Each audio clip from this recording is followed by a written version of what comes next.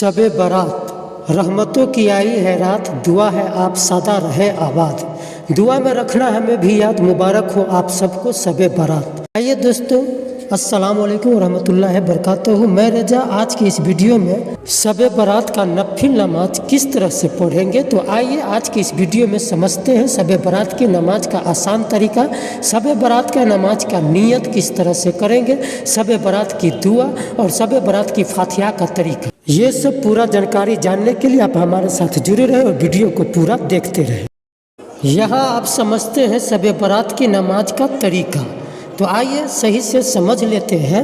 शब बारात की नमाज का आसान तरीका ये है।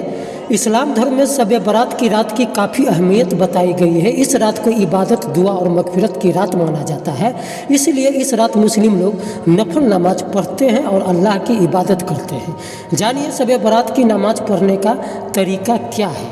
आज के इस वीडियो में आप समझ पाएंगे कि शब बारात की नफिल नमाज पढ़ने का क्या तरीका है। ये जानने के लिए पूरा वीडियो देखें। यहाँ आप समझते हैं शब बारात की नफिल नमाज पढ़ने का आसान तरीका। इस तरह से शब बारात की नमाज का सबसे आसान तरीका ये है कि आप दो रेकात कर 12 या 20 रेकात पढ़ सकते हैं।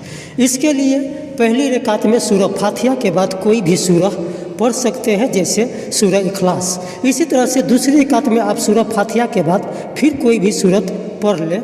2 रेकात पूरी होने के बाद सलाम फेरें। इसी तरह से दो रेकात कर आप 12 रेकात या 20 रेकात कर नफिल नमाज पढ़ सकते हैं। इसी तरह से शब बारात का नफल नमाज पढ़ने के लिए नियत की ज़रूरत है। यहाँ अभी आपके स्क्रीन पर है, जिसका उर्दू में मैं ट्रांसलेट कर देता हूँ। नियत की मैंने 2 रेकात शब बारात की नफल नमाज की, खास वास्ते अल्लाह ताला के, मुँह मेरा काबा शरीफ की तरफ, अल्लाह अकबर। ये है शब बारात के 2 रेकात नफल नमाज की नियत, जो इस तरह से आपके स्क्रीन पर है। आप इसे नोट कर याद कर सकते हैं।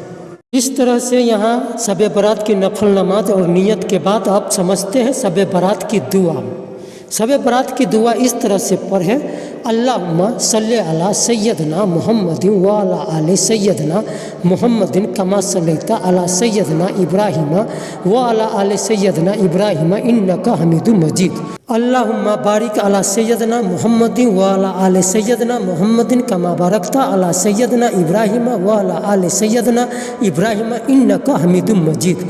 ये है शब बारात की दुआ, जो आप पूरी रात इस तरह से पढ़कर सवाब हासिल कर सकते हैं।